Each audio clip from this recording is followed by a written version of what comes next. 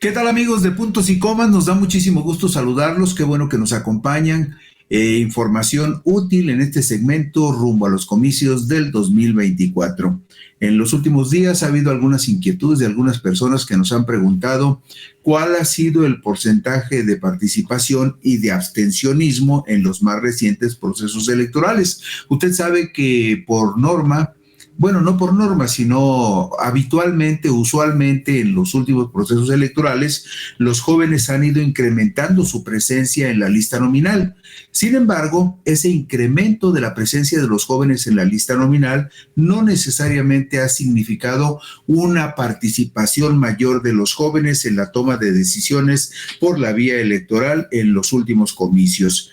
Desde 1994 hasta la fecha, en los 5 más recientes procesos electorales en los que se ha disputado la presidencia de la República, han acudido a las urnas en promedio 65 de cada 100 ciudadanos.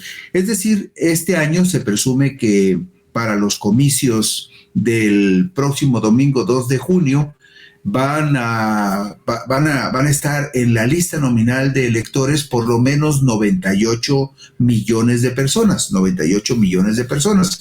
Cerrémoslo en 100 millones de personas para tener un número redondo y con base en ello podríamos calcular que en las elecciones del domingo 2 de junio podrían participar entre 62, 63, 65 millones de mexicanos más o menos. 62, 63 millones podrían acudir a las urnas, que es más o menos lo que correspondería al 65% de 98 millones de potenciales votantes que ya están inscritos en la que van a estar inscritos en la lista nominal. Esa es la proyección que hizo el Instituto Nacional Electoral. Pues bien, desde 1994 hasta la fecha, en los 5 más recientes procesos, el promedio ha sido de 65% la participación y en consecuencia la abstención, la ausencia de ciudadanos con credencial que no han estado presentes en las urnas representaría un 35%. De los más recientes procesos electorales, en 1994, por ejemplo, se tuvo el porcentaje más alto de participación de las últimas décadas en esos comicios en los que ganó el priista Ernesto Zedillo Ponce de León, cuando oficialmente, y reitero esto de oficialmente, cuando oficialmente se dijo que acudieron a las urnas el 77.2% de los ciudadanos. Fue el mismo año, 1994, en el que asesinaron al candidato presidencial original del Partido Revolucionario Institucional, Luis Donaldo Colosio Murrieta. Esto sucedió, desgraciadamente, el 23 de marzo de 1994 en Tijuana, Baja California, y las elecciones presidenciales fueron en el mes de agosto. Insisto, los registros de los últimos 5 procesos electorales es el que tuvo la participación más alta con el 77.2%, pero es un número que tenemos que tomar con muchas reservas. Usted sabe que cuando el gobierno priista tenía el control prácticamente de todo, incluyendo los electorales, pues podían inventar las cifras que quisieran y poner los porcentajes que se les antojaran para legitimar la llegada de aquellos que eran parte de la imposición de una oligarquía que tenía el control de la República. Pero ese es el dato que está registrado, que está en los datos del Instituto Nacional Electoral, y nos dice que en 1994 votó el 77.2% de las personas que tenían credencial de elector. Al menos ese es el dato oficial. La elección presidencial con más baja participación ciudadana en los últimos 5 procesos presidenciales fue la del 2006, cuando llegó a la presidencia el panista Felipe de Jesús Calderón Hinojosa. Si Luis nos hace el favor de poner la diapositiva número 4, podemos ilustrar todos estos datos para que nuestro auditorio los vea con mayor precisión. Ahí ven ustedes, por ejemplo, En los procesos electorales de diputados federales desde 1991 hasta el 2018. En estos procesos electorales, ustedes notarán también que hay elecciones intermedias entre las elecciones presidenciales. Ustedes ven que hay ahí algunas barras que tienen un rombo en color guinda. Ese rombo representa el porcentaje de las elecciones presidenciales, que las últimas 5 se realizaron en el 94, en el 2000, en el 2006, en el 2012 y en el 2018. Ustedes notarán ahí el dato de que en las del 1994 se apunta un 77.2% y en las del año 2006 un porcentaje bajo de 58.6%. Y la elección más reciente, la del 2018, cuando López Obrador participa y gana la presidencia de la República con más de 30 millones de votos y por encima del 50% de los votos captados en las urnas. En esa elección acudieron a votar el 63.4% de las personas que estaban en la lista nominal. Con base en estos datos, podemos hacer el promedio de participación en las contiendas de diputados federales y nos quedamos con un 58.02%. En tanto que el promedio de participación en los 5 últimos procesos electorales para la presidencia de la República nos arrojaría un porcentaje promedio del 65%. Eso es más o menos lo que usualmente, lo que está registrado oficialmente. Estos son los resultados de los cómputos distritales del proceso electoral 2017-2018 y también son los resultados del Atlas de Resultados Electorales Federales 1991-2015, que está en la página de internet del Instituto Nacional Electoral. Es decir, lo que usted está viendo en pantalla son números oficiales y son parte, estos números oficiales, de un trabajo que realizó el Instituto Nacional Electoral y que dio a conocer en el 2019, donde hace una disección muy detallada de los resultados y los significados que tuvo la elección del 2018. Si vamos a la diapositiva número 5, vamos a ver allí completa el registro de abstencionismo en los procesos electorales de 1991 al 2021. El índice de abstencionismo, el promedio de abstencionismo en esos 11 procesos electorales es del 42.54%. Es decir, en las elecciones de diputados federales de 1991 a 2021, el promedio de abstencionismo es del 42.54% y el promedio de abstencionismo, como lo ve usted también en la última columna, durante los últimos 5 procesos electorales, el promedio de abstencionismo es del 34.74%. Suele ser más alta la participación en los procesos electorales donde está de por medio la presidencia de la República que aquellos intermedios donde solamente se compite para renovar la Cámara de Diputados del Congreso de la Unión. Y si nos vamos a la diapositiva número 8, veremos datos muy interesantes con respecto al análisis que hace el Instituto Nacional Electoral sobre el proceso electoral presidencial del 2018. Vean ustedes aquí los porcentajes de los votos depositados en las urnas entre abstencionistas y participantes, pero en este caso segmentado por mujeres y por hombres. ¿Qué porcentaje de mujeres votaron en los comicios del 2018? Y usted verá que el porcentaje de mujeres que votaron fue del 55.1% contra el 44.9% de varones que votaron. Es decir, de acuerdo con estos números que son oficiales, las mujeres votaron un 10.2% más que los hombres. Y por consecuencia, también cuando vemos la barra de los no votantes o de los abstencionistas, observamos que el abstencionismo entre las mujeres fue menor porque solamente registró un 46.4% contra el 56.6% de abstencionismo de los varones, un 7.2% más de abstencionismo entre los hombres y un 10.2% más de participación entre las mujeres. Aquí estamos hablando de los resultados de los votos que se contaron en las urnas. ¿Por qué?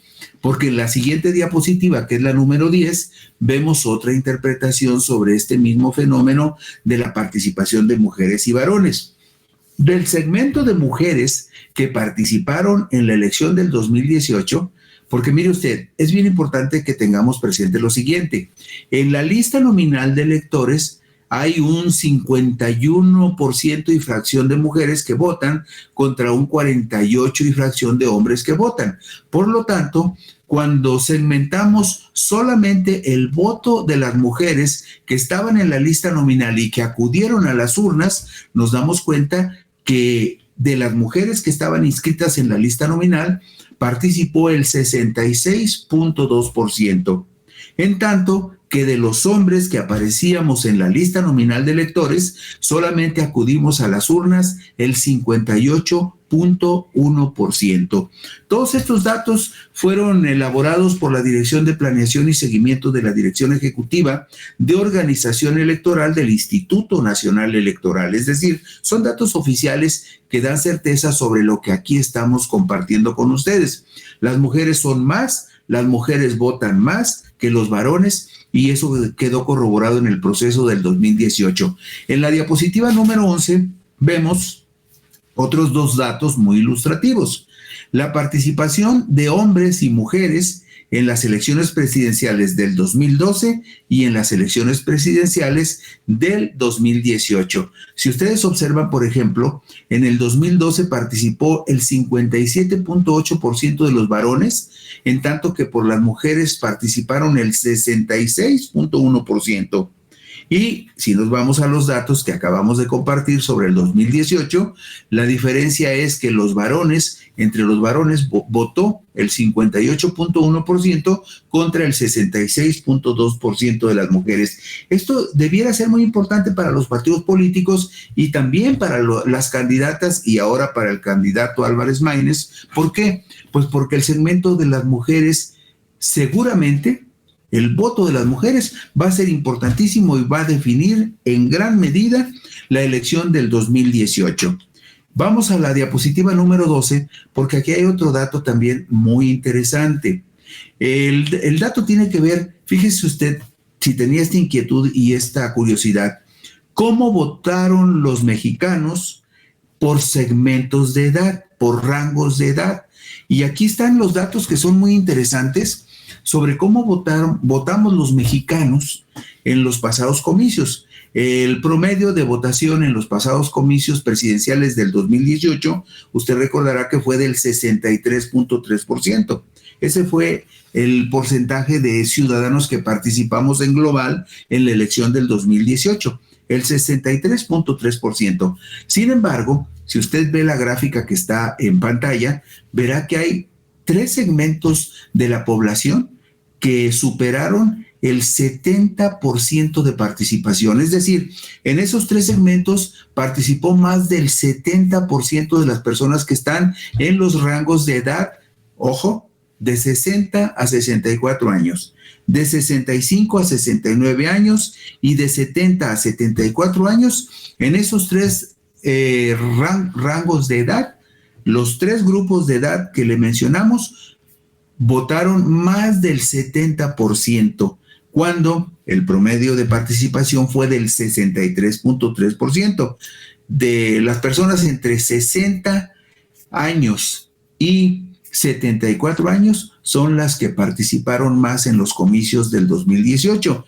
Y del otro lado, donde están los jóvenes, pues el porcentaje más alto entre los jóvenes, entre los chamacos de 18 a 29 años, por ejemplo, fue el segmento de jóvenes de 18 años, en donde el 64.7% de los jóvenes de 18 años sí votaron en los comicios del domingo 1 de julio del 2018. Esto es muy ilustrativo porque nos dice quiénes son los que llegan más temprano a la urna, quiénes son los más cumplidos para votar y quiénes son los que podrían definir en gran medida la elección del 2024. En la diapositiva número 13 vemos el porcentaje de participación ciudadana según tipo de sección. Usted sabe que hay casillas urbanas, que hay casillas rurales y que hay casillas mixtas, es decir, donde hay una parte que la gente que acude vive en el medio rural y otra parte vive en el medio urbano. Por eso hay estas tres modalidades de casillas, las urbanas, las mixtas y las rurales. Y registra el dato. Si piensa ser candidato o va a apoyar a algún candidato, registre este dato. En este caso, el porcentaje de participación ciudadana con más alta participación es en las casillas rurales. En las casillas rurales, en el 2012 votó el 64.2% y en el 2018 votó el 64.5%. Y en el caso de las casillas urbanas y de las casillas mixtas, los porcentajes, si usted ve, son casi los mismos: 61.7, 61.9, 61.4 y 61.6, lo cual significa que hay una diferencia de por lo menos 3 puntos en donde la gente que vive en el medio rural vota más que la gente que vive en las zonas urbanas o en las zonas mixtas. Y otro dato importante que seguramente le va a llamar a usted la atención, lo veremos en la diapositiva número 15. ¿Por qué? Porque aquí vamos a ver en esta diapositiva cómo está distribuida la gente en la lista nominal de electores. Si usted, ya hemos comentado aquí cuáles son los estados que tienen más votantes potenciales, pero aquí va a verlo usted muy gráficamente cuáles son los estados más poderosos en términos de votos y de población que hay en México. Y ahí lo tiene usted en la pantalla. El estado más fuerte por su porcentaje de votantes potenciales es el Estado de México. El Estado de México solito representa el 13.3% de los votantes potenciales en el país. Claro, este dato refleja la lista nominal del 2018, pero que entre el 2018 y el 2024 puede variar en números absolutos. La lista nominal de electores, regularmente los porcentajes no se modifican mucho. Por lo tanto, en este caso, por ejemplo, en el Estado de México, pues el Estado de México seguramente sigue representando este 13.3%. La Ciudad de México, el 8.6%. Jalisco, el 6.6%. Veracruz, el 6.5%. Y Puebla, el 5.1%. Ya notó usted que de los 5 primeros, los 4 son de Morena y 1 es de Movimiento Ciudadano. Después aparece Guanajuato con el 4.9% de la votación y Nuevo León con el 4.4% de la votación potencial. Estos son los estados más fuertes por los porcentajes de votación que regularmente pueden aportar a los resultados nacionales. Y si vamos a la siguiente diapositiva, a la 16, vemos cuáles son los estados que tienen menos participación de votantes potenciales. Por ejemplo, Hidalgo, Sonora, San Luis Potosí, y fíjese usted, los que tienen menos votación son menos lista nominal de electores, menos personas inscritas con credencial para votar, son Baja California Sur y Colima, con el mismo porcentaje, 0.6%, Campeche casi igual con el 0.7%. Todo esto nos da una idea muy clara de cuáles son los estados clave en la próxima elección y lo que representan potencialmente en la próxima contienda. Y terminamos con la diapositiva número 19, que también es muy interesante si la vemos con calma. La diapositiva número 19, fíjese lo que representa: el porcentaje de participación ciudadana por entidad federativa en el proceso electoral 2018. En el 2018 hubo elecciones como las va a haber en el 2024 en 8 entidades federativas y en la Ciudad de México. Bueno, en el 2018 fue la primera vez que también se votó igual. Por lo tanto, puede haber una tendencia parecida. Pero vea usted, el estado con la más alta participación en el 2018 fue el estado de Yucatán. Yucatán lo gobierna el PAN y en Yucatán votó el 75.4% de la gente que está en la lista nominal de electores. Tabasco fue el segundo estado con más votación del país porque ahí participó el 71.1%. En la Ciudad de México participó el 70.6%, en Campeche el 70.2%, el 70%, en Chiapas el 68.4%.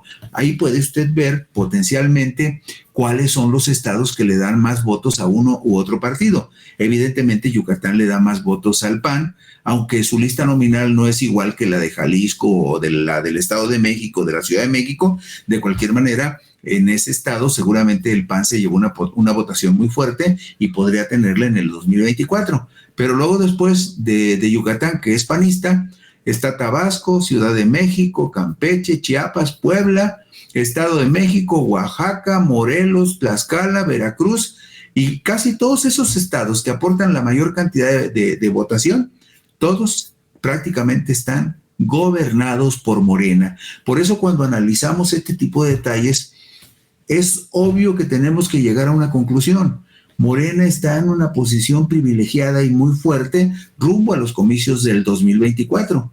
Vean nada más, tiene Tabasco, Ciudad de México, Campeche, Chiapas, Puebla, Estado de México, Oaxaca, Morelos, Tlaxcala, Veracruz, Hidalgo, Zacatecas, y luego aparece Querétaro por ahí, que lo tiene el PAN, pero luego Colima y Guerrero los tiene Morena. De esta barra de estados, que son 16 más o menos, Morena tiene en 14, Morena podría tener una votación más fuerte que cualquier otro partido.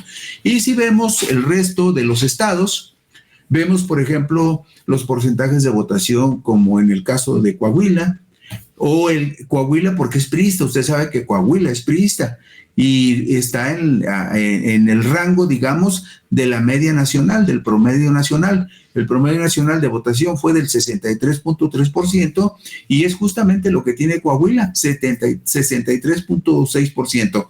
Y otro dato interesante, Jalisco, que es el tercer estado más fuerte de la República por su votación potencial, está por debajo de la media nacional en la votación que se realizó en el 2018. Todo esto es importante porque nos da una idea de cómo pueden resultar ciertas cuestiones electorales, tomando como referencia estos antecedentes de población, de participación, que son muy importantes en el momento de ver y de hacer una proyección sobre los futuros resultados. Y con esto concluimos hoy, puntos y comas. Gracias por su gentil acompañamiento. Si les apetece, mañana aquí nos vemos otra vez con información útil rumbo a los comicios del 2024. Gracias.